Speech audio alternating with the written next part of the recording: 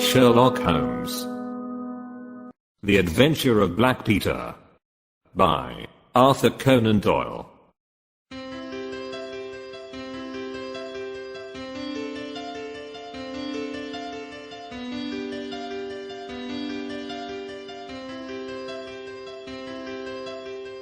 I have never known my friend to be in better form, both mental and physical, than in the year 95. His increasing fame had brought with it an immense practice, and I should be guilty of an indiscretion if I were even to hint at the identity of some of the illustrious clients who crossed our humble threshold in Baker Street. Holmes, however, like all great artists, lived for his art's sake, and, save in the case of the Duke of Holderness, I have seldom known him claim any large reward for his inestimable services. So unworldly was he, or so capricious, that he frequently refused his help to the powerful and wealthy where the problem made no appeal to his sympathies, while he would devote weeks of most intense application to the affairs of some humble client whose case presented those strange and dramatic qualities which appealed to his imagination and challenged his ingenuity. In this memorable year 95, a curious and incongruous succession of cases had engaged his attention, ranging from his famous investigation of the sudden death of Cardinal Tosca, an inquiry which was carried out by him at the express desire of His Holiness the Pope, down to his arrest of Wilson, the notorious canary trainer, which removed a plague spot from the East End of London. Close on the heels of these two famous cases came the tragedy of Woodmansley, and the very obscure circumstances which surrounded the death of Captain Peter Carey. No record of the doings of Mr. Sherlock Holmes would be complete which did not include some account of this very unusual affair. During the first week of July, my friend had been absent so often and so long from our lodgings that I knew he had something on hand. The fact that several rough-looking men called during that time and inquired for Captain Basil made me understand that Holmes was working somewhere under one of the numerous disguises and names with which he concealed his own formidable identity. He had at least 5 small refuges in different parts of London in which he was able to change his personality. He said nothing of his business to me, and it was not my habit to force a confidence. The first positive sign which he gave me of the direction which his investigation was taking was an extraordinary one. He had gone out before breakfast, and I had sat down to mine, when he strode into the room, his hat upon his head and a huge barbed-headed spear tucked like an umbrella under his arm. "Good gracious, Holmes," I cried. "You don't mean to say that you have been walking about London with that thing?" I drove to the butcher's and back. "The butcher's?" "And I return with an excellent appetite. There can be no question, my dear Watson, of the value of exercise before breakfast. But I'm prepared to bet that you will not guess the form that my exercise has taken. I will not attempt it." He chuckled as he poured out the coffee. "If you could have looked into Allardyce's back shop, you would have seen a dead pig swung from a hook in the ceiling, and a gentleman in his shirt sleeves furiously stabbing at it with this weapon. I was that energetic person, and I have satisfied myself that by no exertion of my strength can I transfix the pig with a single blow. Perhaps you would care to try?" "Not for worlds." "But why were you doing this?" "Because it seemed to me to have an indirect bearing upon the mystery of Woodmansley. Ah, Hopkins, I got your wire last night, and I have been expecting you. Come and join us."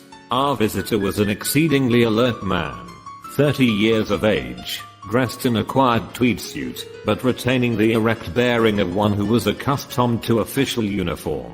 I recognized him at once as Stanley Hopkins, a young police inspector for whose future Holmes had high hopes, while he in turn professed the admiration and respect of a pupil for the scientific methods of the famous amateur.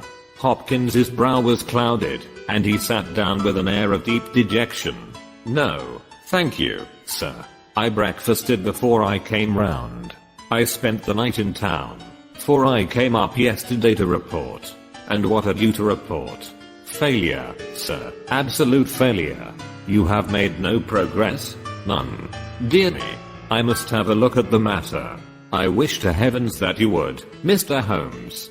It's my first big chance, and I'm at my wit's end. For goodness sake, come down and lend me a hand. Well, it just happens that I have already read all the available evidence, including the report of the inquest, with some care. By the way, what do you make of that tobacco pouch found on the scene of the crime? Is there no clue there? Hopkins looked surprised. It was the man's own pouch, sir. His initials were inside it, and it was of sealskin and he an old sealer. But he had no pipe.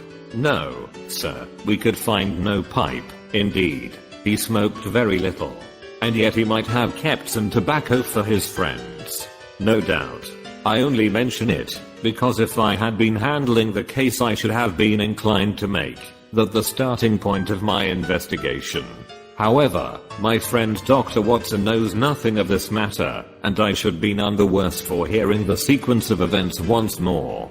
Just give us some short sketch of the essentials. Stanley Hopkins drew a slip of paper from his pocket. I have a few dates here which will give you the career of the dead man, Captain Peter Carey. He was born in 50 years of age. He was a most daring and successful seal and whale fisher. In 1883 he commanded the steam sealer Sea Unicorn of Dundee.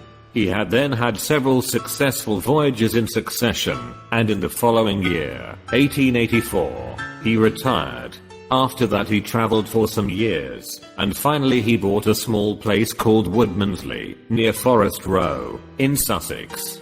There he has lived for 6 years, and there he died just a week ago today. There were some most singular points about the man. In ordinary life he was a strict Puritan, a silent, gloomy fellow. His household consisted of his wife, his daughter, aged 20, and 2 female servants. These last were continually changing, for it was never a very cheery situation, and sometimes it became past all bearing. The man was an intermittent drunkard, and when he had a fit on him, he was a perfect fiend. He has been known to drive his wife and his daughter out of doors in the middle of the night, and flog them through the park until the whole village outside the gates was aroused by their screams. He was summoned once for a savage assault upon the old vicar, who had called upon him to remonstrate with him upon his conduct. In short, Mr. Holmes, you would go far before you found a more dangerous man than Peter Carey, and I have heard that he bore the same character when he commanded his ship. He was known in the trade as Black Peter, and the name was given him not only on account of his swarthy features and the color of his huge beard, but for the humors which were the terror of all around him. I need not say that he was loathed and avoided by every one of his neighbors, and that I have not heard one single word of sorrow about his terrible end. You must have read in the account of the inquest about the man's cabin, Mr. Holmes, but perhaps your friend here has not heard of it. He had built himself a wooden outhouse. He always called it the cabin, a few hundred yards from his house, and it was here that he slept every night. It was a little single-roomed hut, 16 feet by 10. He kept the key in his pocket, made his own bed, cleaned it himself, and allowed no other foot to cross the threshold. There are small windows on each side, which were covered by curtains and never opened. One of these windows was turned towards the high road, and when the light burned in it at night, the folk used to point it out to each other, and wonder what Black Peter was doing in there. That's the window, Mr. Holmes, which gave us one of the few bits of positive evidence that came out at the inquest. You remember that a stonemason, named Slater, walking from Forest Row about 1 o'clock in the morning 2 days before the murder, stopped as he passed the grounds, and looked at the square of light still shining among the trees. He swears that the shadow of man's head turned sideways was clearly visible on the blind, and that this shadow was certainly not that of Peter Carey, whom he knew well. It was that of a bearded man, but the beard was short, and bristled forwards in a way very different from that of the captain. So he says, but he had been 2 hours in the public house, and it is some distance from the road to the window. Besides, this refers to the Monday, and the crime was done upon the Wednesday. On the Tuesday Peter Carey was in one of his blackest moods, flushed with drink and as savage as a dangerous wild beast. He roamed about the house, and the women ran for it when they heard him coming. Late in the evening he went down to his own hut. About 2 o'clock the following morning his daughter, who slept with her window open, heard a most fearful yell from that direction. But it was no unusual thing for him to bawl and shout when he was in drink, so no notice was taken. On rising at 7, one of the maids noticed that the door of the hut was open, but so great was the terror which the man caused that it was midday before anyone would venture down to see what had become of him. Peeping into the open door they saw a sight which sent them flying with white faces into the village. Within an hour I was on the spot and had taken over the case. Well, I have fairly steady nerves, as you know, Mr. Holmes, but I give you my word that I got a shake when I put my head into that little house. It was droning like a harmonium with the flies and blue bottles, and the floor and walls were like a slaughterhouse. He had called it a cabin, and a cabin it was sure enough, for you would have thought that you were in a ship. There was a bunk at one end, a sea chest, maps and charts, a picture of the sea unicorn, a line of logbooks on a shelf, all exactly as one would expect to find it in a captain's room. And there in the middle of it was the man himself, his face twisted like a lost soul in torment, and his great brindled beard stuck upwards in his agony. Right through his broad breast a steel harpoon had been driven, and it had sunk deep into the wood of the wall behind him. He was pinned like a beetle on a card. Of course, he was quite dead, and had been so from the instant that he had uttered that last yell of agony. I know your methods, sir, and I applied them. Before I permitted anything to be moved I examined most carefully the ground outside, and also the floor of the room. There were no footmarks. Meaning that you saw none? I assure you, sir, that there were none. My good Hopkins, I have investigated many crimes, but I have never yet seen one which was committed by a flying creature. As long as the criminal remains upon two legs so long must there be some indentation, some abrasion, some trifling displacement which can be detected by the scientific searcher. It is incredible that this blood-bespattered room contained no trace which could have aided us. I understand, however, from the inquest, that there were some objects which you failed to overlook. The young inspector winced at my companion's ironical comments. I was a fool not to call you in at the time, Mr. Holmes. However, that's past praying for now. Yes, there were several objects in the room which called for special attention. One was the harpoon with which the deed was committed. It had been snatched down from a rack on the wall. 2 others remained there, and there was a vacant place for the third. On the stock was engraved SS. Sea Unicorn, Dundee. This seemed to establish that the crime had been done in a moment of fury, and that the murderer had seized the first weapon which came in his way. The fact that the crime was committed at 2 in the morning, and yet Peter Carey was fully dressed, suggested that he had an appointment with the murderer, which is borne out by the fact that a bottle of rum and 2 dirty glasses stood upon the table. Yes, said Holmes, I think that both inferences are permissible. Was there any other spirit but rum in the room? Yes, there was a tantalus containing brandy and whiskey on the sea chest. It is of no importance to us, however, since the decanters were full, and it had therefore not been used. For all that its presence has some significance, said Holmes. However, let us hear some more about the objects, which do seem to you to bear upon the case. There was this tobacco pouch upon the table. What part of the table?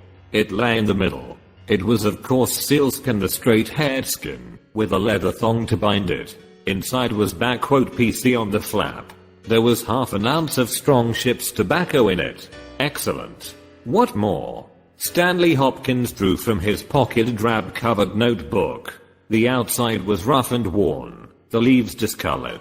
On the first page were written the initials JHN and the date 1883. Holmes laid it on the table and examined it in his minute way, while Hopkins and I gazed over each shoulder. On the second page were the printed letters CPR, and then came several sheets of numbers. Another heading was Argentine, another Costa Rica, and another Sao Paulo, each with pages of signs and figures after it. What do you make of these? Asked Holmes. They appear to be lists of stock exchange securities. I thought that JHN were the initials of a broker, and that CPR may have been his client. Try Canadian Pacific Railway, said Holmes. Stanley Hopkins swore between his teeth and struck his thigh with his clenched hand. What a fool I have been, he cried. Of course, it is as you say. Then JHN are the only initials we have to solve.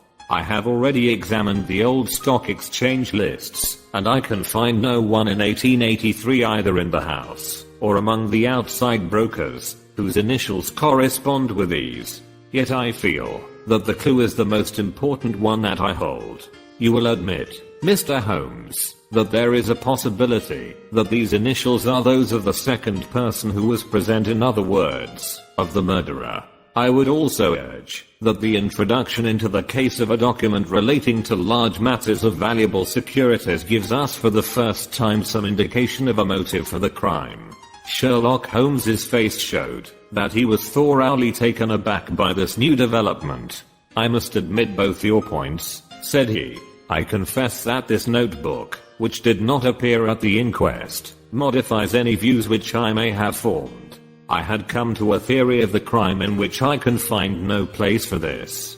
Have you endeavored to trace any of the securities here mentioned? Inquiries are now being made at the offices, but I fear that the complete register of the stockholders of these South American concerns is in South America, and that some weeks must elapse before we can trace the shares. Holmes had been examining the cover of the notebook with his magnifying lens. Surely there is some discoloration here, said he. Yes, sir, it is a blood stain. I told you that I picked the book off the floor. Was the blood stain above or below? On the side next the boards, which proves, of course, that the book was dropped after the crime was committed. Exactly, Mr. Holmes. I appreciated that point, and I conjectured that it was dropped by the murderer in his hurried flight. It lay near the door. I suppose that none of these securities have been found among the property of the dead man? No, sir. Have you any reason to suspect robbery? No, sir. Nothing seemed to have been touched. Dear me, it is certainly a very interesting case. Then there was a knife, was there not? A sheath knife, still in its sheath. It lay at the feet of the dead man. Mrs. Carey has identified it as being her husband's property. Holmes was lost in thought for some time. Well, said he, at last, I suppose I shall have to come out and have a look at it. Stanley Hopkins gave a cry of joy. Thank you, sir. That will indeed be a weight off my mind. Holmes shook his finger at the inspector. It would have been an easier task a week ago, said he. But even now my visit may not be entirely fruitless. Watson, if you can spare the time I should be very glad of your company. If you will call a four-wheeler, Hopkins, we shall be ready to start for Forest Row in a quarter of an hour. Alighting at the small wayside station, we drove for some miles through the remains of widespread woods, which were once part of that great forest which for so long held the Saxon invaders at bay, their impenetrable Weald, for 60 years the bulwark of Britain.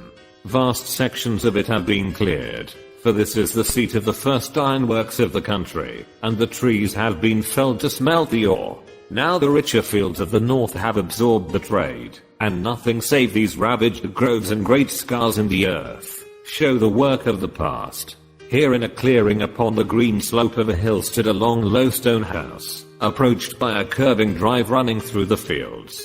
Nearer the road, and surrounded on three sides by bushes, was a small outhouse, one window and the door facing in our direction. It was the scene of the murder. Stanley Hopkins led us first to the house, where he introduced us to a haggard, grey-haired woman, the widow of the murdered man, whose gaunt and deep-lined face, with the furtive look of terror in the depths of her red-rimmed eyes, told of the years of hardship and ill usage which she had endured. With her was her daughter, a pale fair-haired girl, whose eyes blazed defiantly at us as she told us that she was glad that her father was dead, and that she blessed the hand which had struck him down. It was a terrible household that Black Peter Carey had made for himself, and it was with a sense of relief that we found ourselves in the sunlight again, and making our way along a path which had been worn across the fields by the feet of the dead man.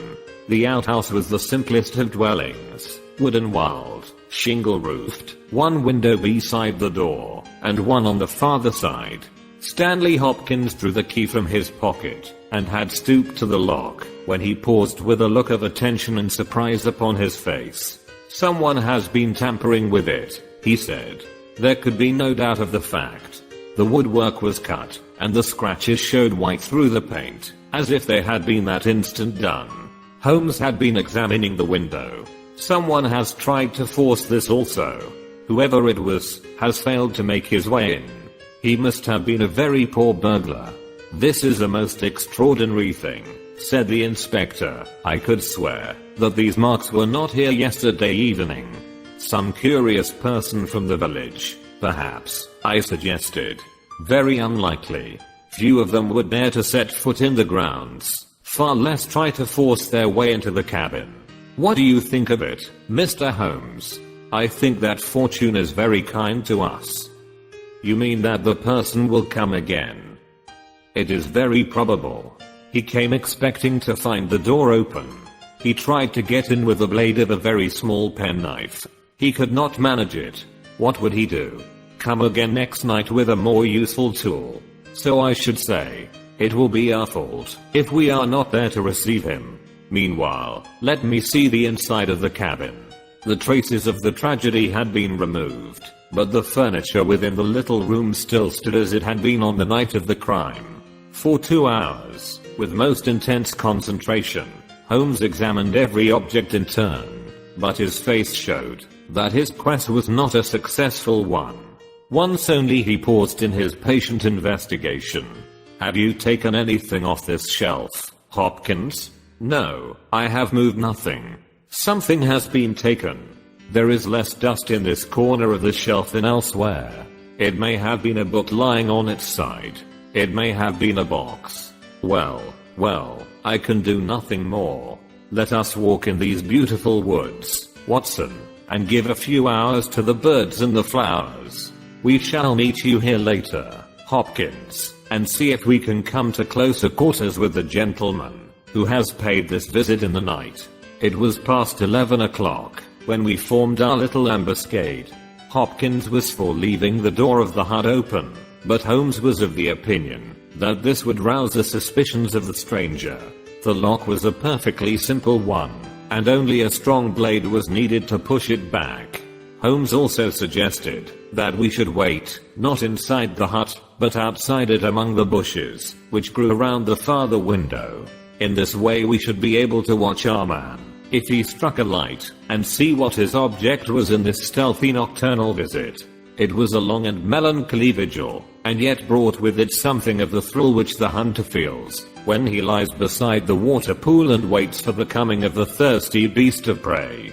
What savage creature was it which might steal upon us out of the darkness? Was it a fierce tiger of crime, which could only be taken fighting hard with flashing fang and claw, or would it prove to be some skulking jackal, dangerous only to the weak and unguarded? In absolute silence we crouched amongst the bushes, waiting for whatever might come. At first the steps of a few belated villagers, or the sound of voices from the village, lightened our vigil, but one by one these interruptions died away, and an absolute stillness fell upon us, save for the chimes of the distant church, which told us of the progress of the night, and for the rustle and whisper of a fine rain falling amid the foliage which roofed us in. 2:30 had chimed, and it was the darkest hour which precedes the dawn, when we all started as a low but sharp click came from the direction of the gate. Someone had entered the drive. Again there was a long silence, and I had begun to fear that it was a false alarm, when a stealthy step was heard upon the other side of the hut, and a moment later a metallic scraping and clinking. The man was trying to force the lock. This time his skill was greater or his tool was better, for there was a sudden snap and the creak of the hinges. Then a match was struck, and next instant the steady light from a candle filled the interior of the hut. Through the gauze curtain our eyes were all riveted upon the scene within. The nocturnal visitor was a young man, frail and thin, with a black moustache which intensified the deadly pallor of his face. He could not have been much above 20 years of age. I have never seen any human being who appeared to be in such a pitiable fright, for his teeth were visibly chattering, and he was shaking in every limb. He was dressed like a gentleman, in Norfolk jacket and knickerbockers, with a cloth cap upon his head. We watched him staring round with frightened eyes. Then he laid the candle end upon the table, and disappeared from our view into one of the corners. He returned with a large book, one of the logbooks which formed a line upon the shelves. Leaning on the table he rapidly turned over the leaves of this volume, until he came to the entry which he sought. Then, with an angry gesture of his clenched hand, he closed the book, replaced it in the corner, and put out the light. He had hardly turned to leave the hut when Hopkins's hand was on the fellow's collar, and I heard his loud gasp of terror as he understood that he was taken. The candle was relit, and there was our wretched captive shivering and cowering in the grasp of the detective. He sank down upon the sea chest, and looked helplessly from one of us to the other. "Now, my fine fellow," said Stanley Hopkins, "who are you, and what do you want here?"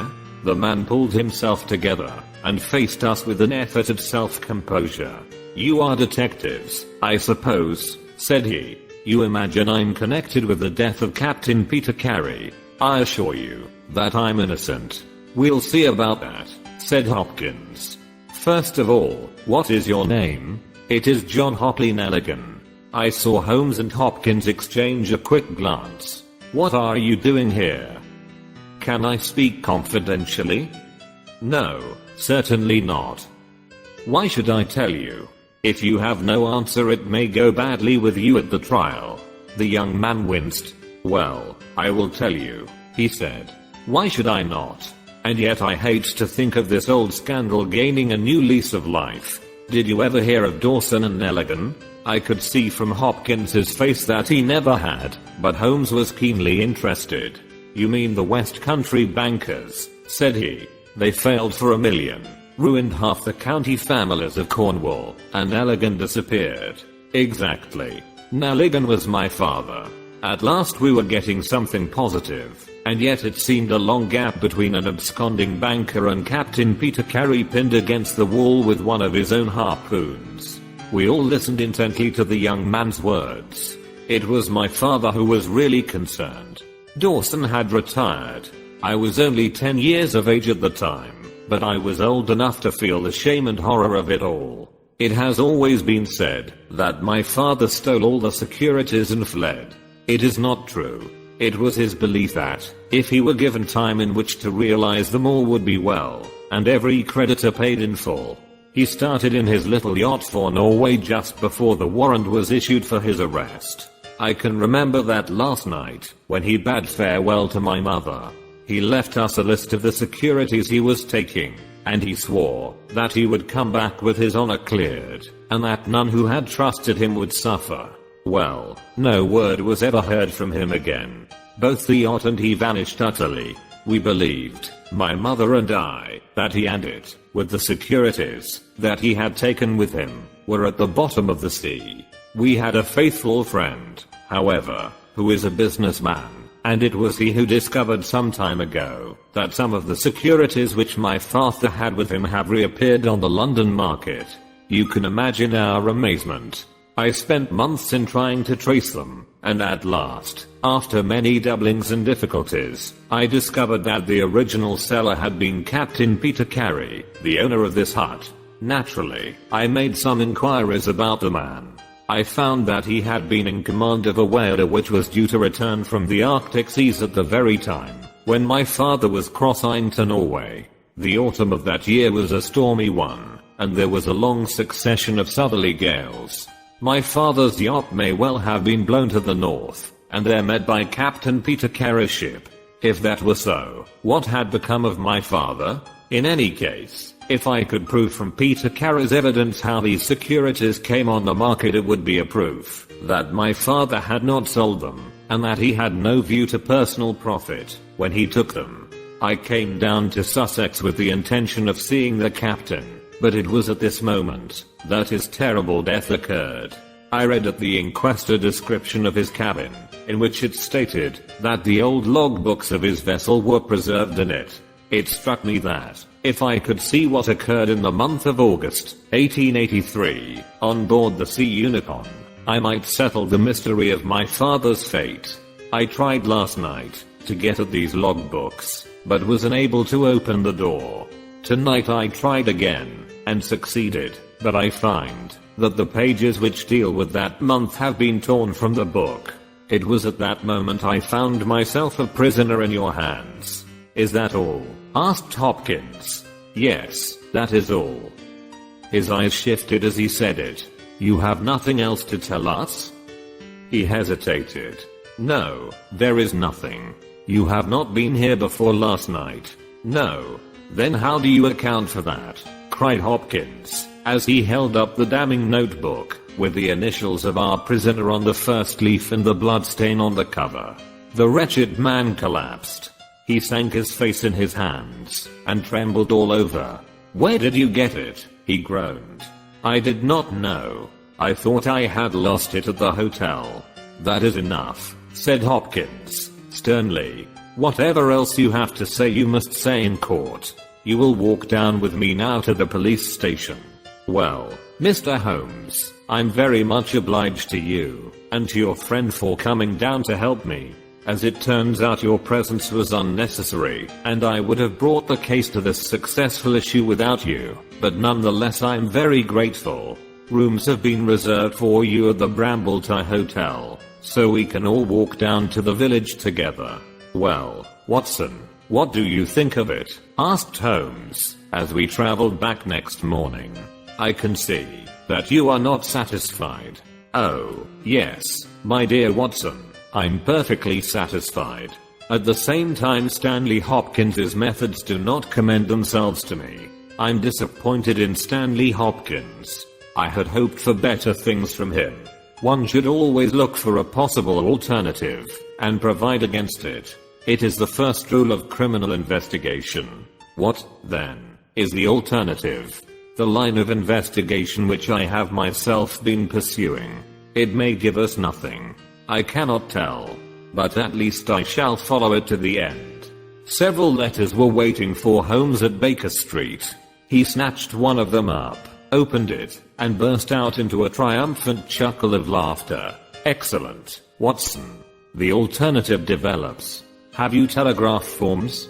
Just write a couple of messages for me. Backquote Sumner, shipping agent, Ratcliffe Highway. Sent 3 men on, to arrive 10 tomorrow morning Basil. That's my name in those parts. The other is, backquote Inspector Stanley Hopkins, 46, Lord Street, Brixton. Come breakfast tomorrow at 9:30. Important. Wire if unable to come, Sherlock Holmes. There, Watson, this infernal case has haunted me for 10 days. I hereby banish it completely from my presence. Tomorrow I trust that we shall hear the last of it forever. Sharp at the hour named, Inspector Stanley Hopkins appeared, and we sat down together to the excellent breakfast, which Mrs. Hudson had prepared. The young detective was in high spirits at his success. You really think that your solution must be correct? Asked Holmes. I could not imagine a more complete case. It did not seem to me conclusive. You astonish me, Mr. Holmes. What more could one ask for? Does your explanation cover every point? Undoubtedly. I find that young Nelligan arrived at the Brambletie Hotel on the very day of the crime. He came on the pretense of playing golf. His room was on the ground floor, and he could get out when he liked. That very night he went down to Woodmansley, saw Peter Carey at the hut, quarreled with him, and killed him with the harpoon.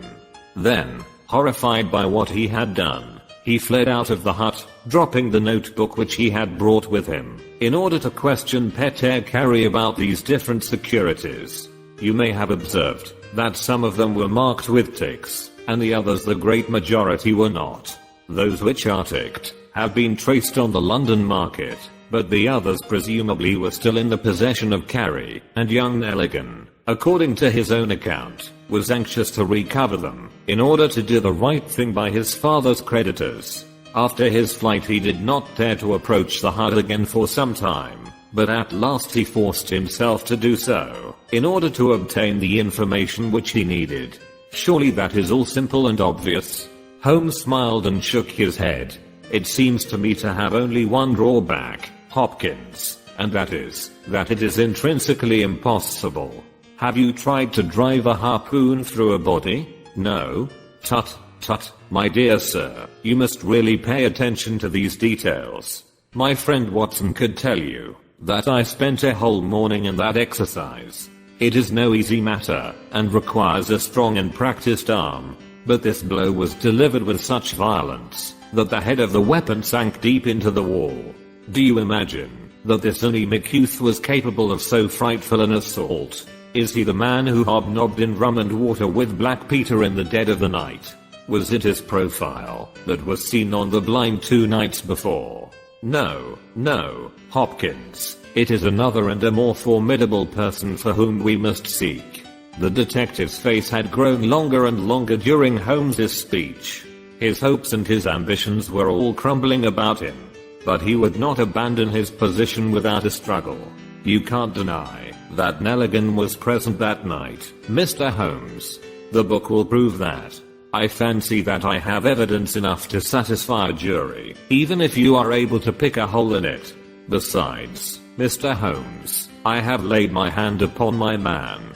As to this terrible person of yours, where is he? I rather fancy that he is on the stair, said Holmes, serenely. I think, Watson, that you would do well to put that revolver where you can reach it. He rose and laid a written paper upon a side table.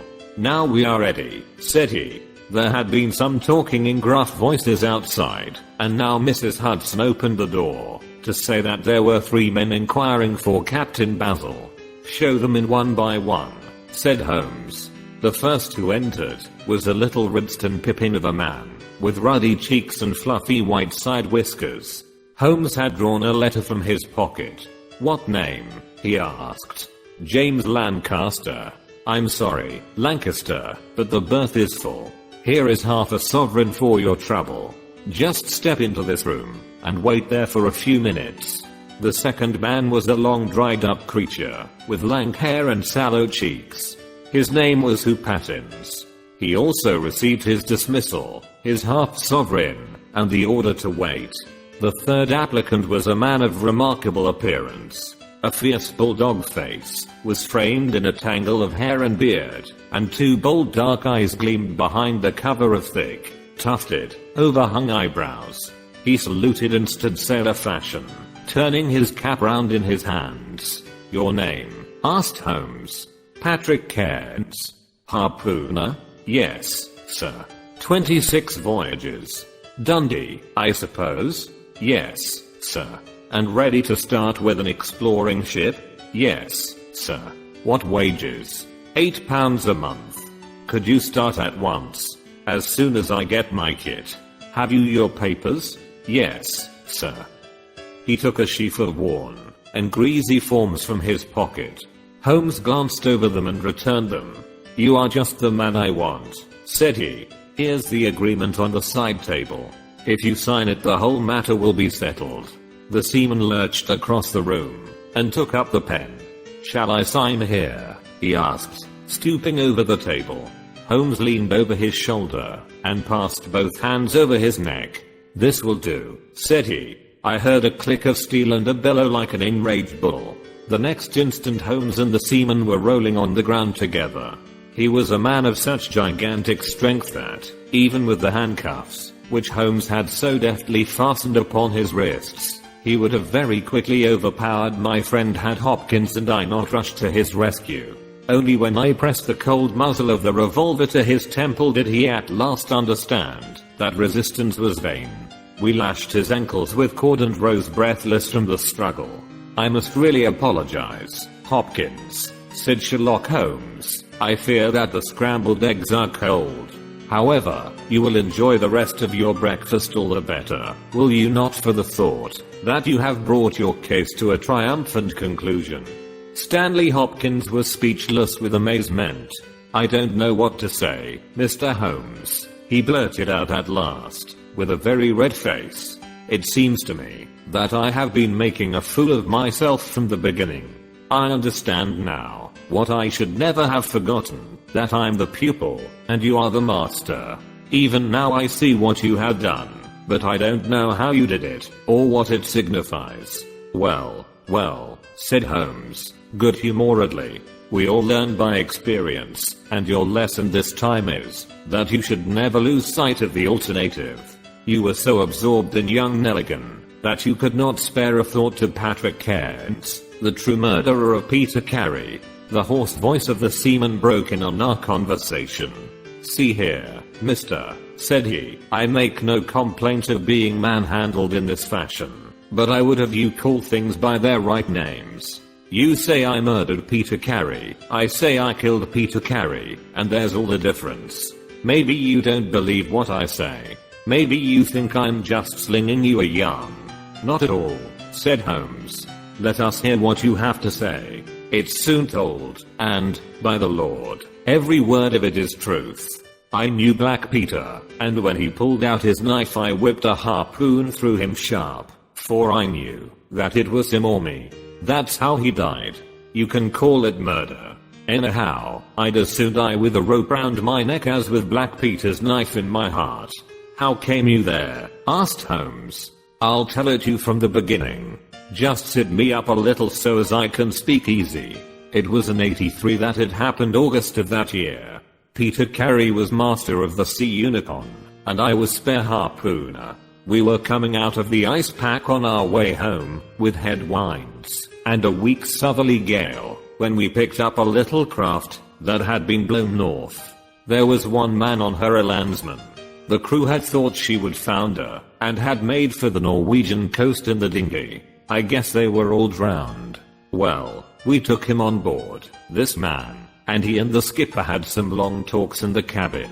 All the baggage we took off with him was one tin box. So far as I know, the man's name was never mentioned, and on the second night he disappeared, as if he had never been. It was given out that he had either thrown himself overboard or fallen overboard in the heavy weather that we were having.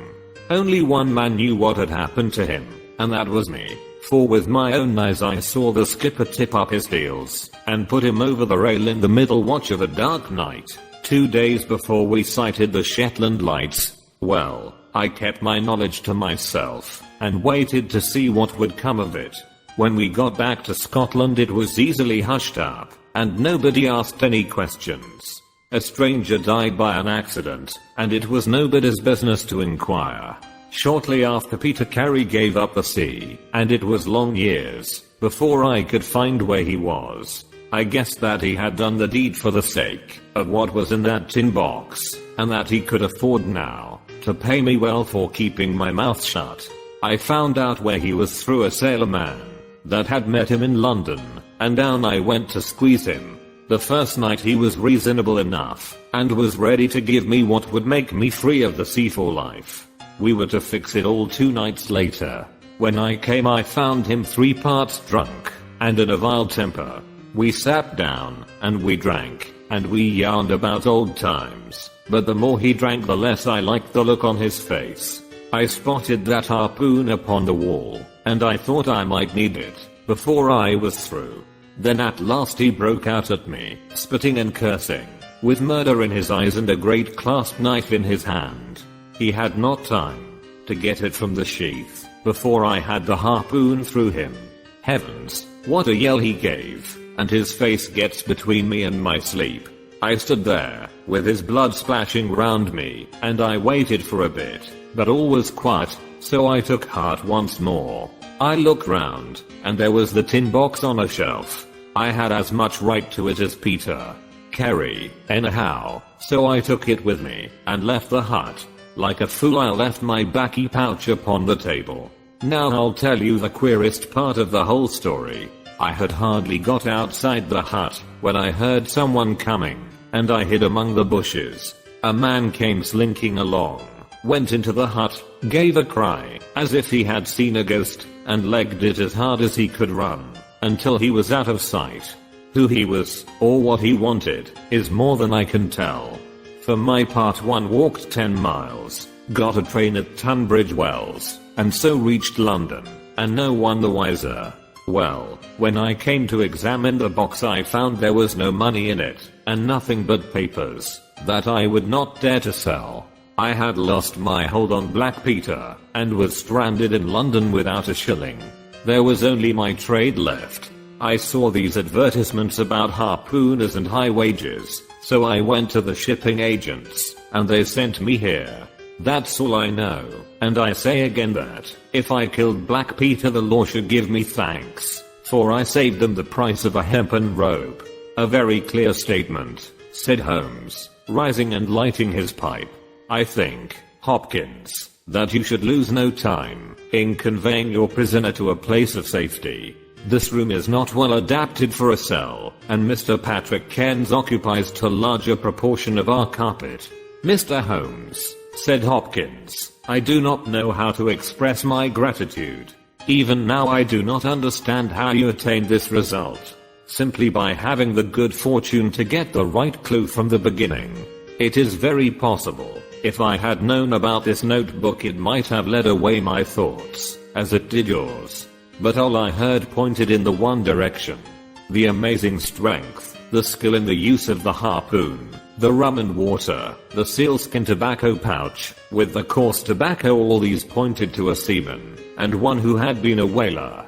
I was convinced that the initials P.C. upon the pouch were a coincidence, and not those of Peter Carey, since he seldom smoked, and no pipe was found in his cabin. You remember that I asked where the whiskey and brandy were in the cabin. You said they were. How many landsmen are there who would drink rum when they could get these other spirits? Yes, I was certain it was a seaman. And how did you find him? My dear sir, the problem had become a very simple one. If it were a seaman, it could only be a seaman who had been with him on the Sea Unicorn. So far as I could learn, he had sailed in no other ship. I spent 3 days in wiring to Dundee, and at the end of that time I had ascertained the names of the crew of the Sea Unicorn in 1883. When I found Patrick Cairns among the harpooners, my research was nearing its end. I argued that the man was probably in London, and that he would desire to leave the country for a time. I therefore spent some days in the East End, devised an Arctic expedition, put forth tempting terms for harpooners who would serve under Captain Basil, and behold the result. Wonderful, cried Hopkins. Wonderful. You must obtain the release of young Nelligan as soon as possible, said Holmes. I confess that I think you owe him some apology. The tin box must be returned to him, but, of course, the securities which Peter Carey has sold are lost forever. There's the cab, Hopkins, and you can remove your man. If you want me for the trial, my address and that of Watson will be somewhere in Norway. I'll send particulars later.